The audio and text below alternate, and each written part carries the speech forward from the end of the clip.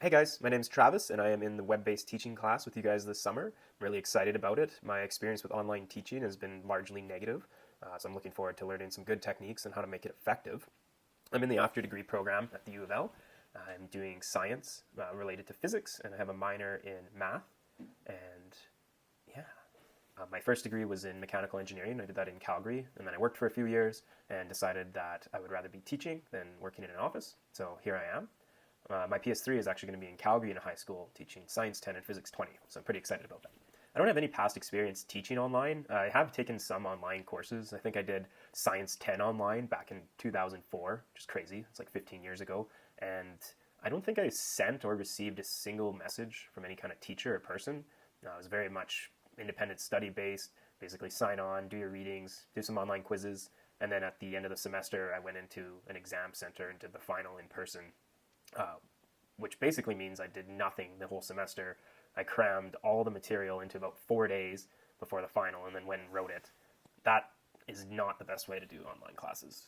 Because of my experience with online learning, my perception of online learning is really negative. It feels very isolating, and that the point of it is really to just pass the course and cram the material and not really learning at all.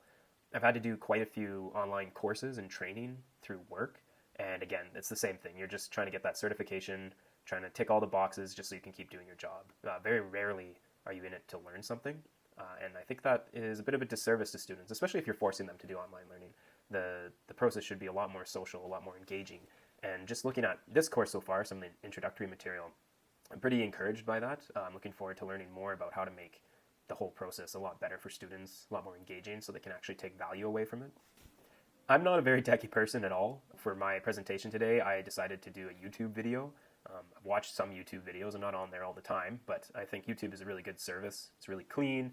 The layout's nice. You can leave comments. I like how the people that make the videos can put like little links and stuff all on the screen, so you can just click on them and follow it to whatever you want.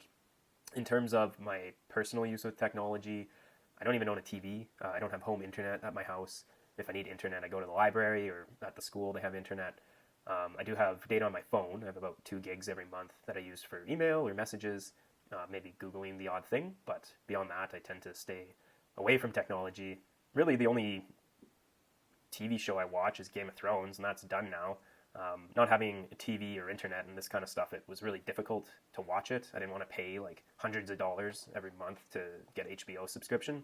So I would just watch Game of Thrones online free in Google and hope to find some kind of link that would lead me to the show. So it was much nicer this past season, where where HBO teamed up with Crave TV, and I can pay $20, get a subscription for the month, watch it legally, and then delete the Crave subscription when it was done, and that would be it. I used to be really into video games when I was younger, and computers and that, and then at some point I just decided my interests lied elsewhere, so I don't spend a lot of time with technology, which is probably why I'm against technology in the classroom, and I'm really scared about telling kids not to use their phones and this kind of stuff.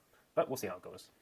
My choice in taking this online course was pretty simple. I live in Calgary, and I didn't want to be commuting down to Lethbridge every week and paying double rent, essentially. I did that since September, and I figured it'd be nicer to just be in Calgary this July. So I looked at all the online classes. This one seemed the most interesting and especially relevant because classrooms are moving towards more online activity, and I wanted to learn how to do it properly based on the experience I had, which was the improper way to do it. I want to know how to do it well, and I want to know how to do it to actually benefit the students. Personally, my objective for this class is to learn how to deliver online content effectively. I don't plan on being an online teacher. I don't think that's a really good fit for me.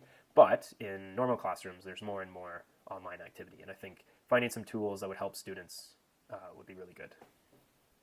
In terms of establishing personal connection with the instructor, with classmates and students, I really liked what one of the articles I read through the introductory material that Monty posted. It said that the words you write or the vocabulary you lose lives on after the course has been posted. I think that's a pretty important distinction between online programming and in-classroom stuff, where you might read the room, you might read your audience in the classroom and use specific language or make certain jokes with them, and then it's gone, right? But with online programming, whatever you write or say is there the next year, and it's available for people to keep coming back to, or future years to look at, and the group of students you have is going to be different.